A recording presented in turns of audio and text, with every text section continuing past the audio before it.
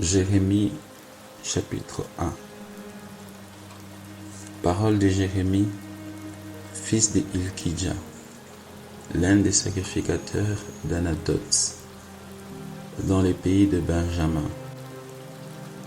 La parole de l'Éternel lui fut adressée au temps de Josias, fils d'Amon, roi de Juda, la 3e année de son règne, et au temps de Joachim, fils de Josias, roi de Juda, jusqu'à la fin de la 11e année de Sédéchias, fils de Josias, roi de Juda, jusqu'à l'époque où Jérusalem fut emmenée en captivité, au 5e mois. La parole de l'Éternel me fut adressée en ces mots. Avant que je t'eusse formé dans le ventre de ta mère, je t'ai connaissé. Et avant que tu fusses sorti de son sein, je t'avais consacré. Je t'avais établi prophète des nations. Je répondis, Ah, Seigneur éternel, voici, je ne sais point parler, car je suis un enfant. Et l'Éternel me dit, ne dis pas, je suis un enfant, car tu iras vers tous ceux auprès de qui je t'enverrai, et tu diras tout ce que je t'ordonnerai. Ne les crains point, car je suis avec toi pour te délivrer, dit l'Éternel. Puis l'Éternel étendit sa main et toucha ma bouche. Et l'Éternel me dit, voici, j'ai mis mes paroles dans ta bouche. Regarde, je t'établis aujourd'hui sur les nations et sur le royaume, pour que tu arraches et que tu abattes, pour que tu ruines et que tu détruises, pour que tu bâtisses et que tu plantes. La parole de l'Éternel me fut adressée en ces mots. Que vois-tu, Jérémie?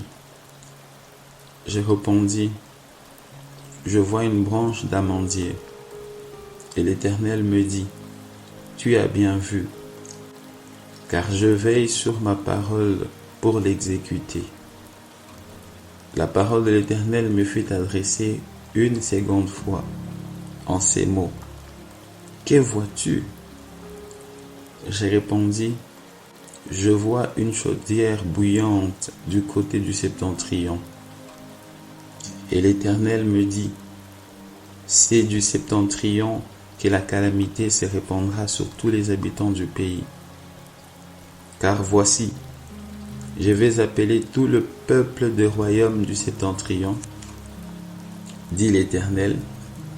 Ils viendront et placeront chacun leur siège à l'entrée de porte de Jérusalem, contre ses murailles tout alentour. Contre ses murailles tout alentour, et contre toutes les villes de Juda.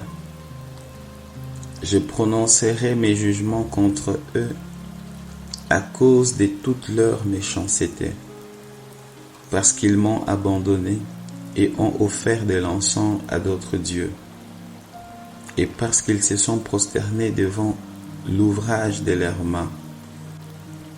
Et toi, saint terrain, lève-toi et dis-leur tout ce que je t'ordonnerai. Ne tremble pas en leur présence, de peur que je ne te fasse trembler devant eux.